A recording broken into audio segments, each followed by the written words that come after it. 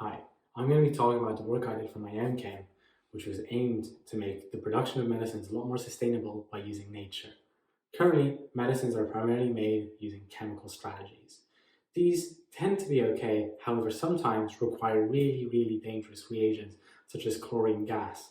This is both toxic and corrosive, making it very hard and energy intensive to use and therefore completely not sustainable. Thus, we need a new way to do this. So what do scientists do when they have a problem? They look into nature and try to find an answer. And in nature, we can actually find this process being done without any chlorine gas. And on the next slide, you can actually see that they use table salt. And they use table salt and a thing called an enzyme, which speeds up a reaction and makes it very fast, which I've been illustrating with a mushroom. And there are enzymes that do the exact same reaction with table salt that we need chlorine gas for. So, we know the solution. Why do I have to do more research on it? Well, currently, we do know that some of these enzymes exist, but we need more. So as I said, we were going to look into nature, and luckily for me, I don't travel around the world. What happens is lots of people, they've collected lots and lots of data from all over the world and put it on the internet for me to analyze. So as I said, there are known enzymes, and they all have certain similarities.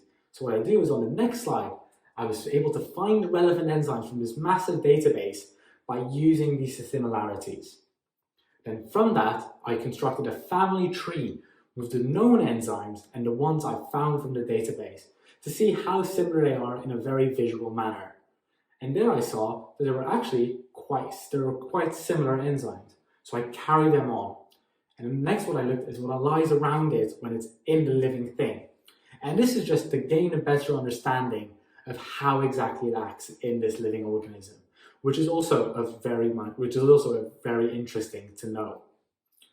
Afterwards, when I've looked at what lies around it, I did some 3D modeling, which meant I could see what it looked like. If all the unknown enzymes, they look like a hand, and one of mine looked like a head, well, that's a no-go zone. But if they both look like hands, well, that's fantastic, because that means it's probably the enzyme we're looking for. And lastly, I tested them out in the lab to see if they actually worked. And I'm very happy to say that my research was successful. I was able to find one enzyme from this database and bring it into the lab and actually show that it's able to do this reaction using just table salt.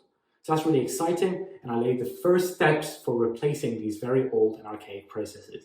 Thank you very much for listening.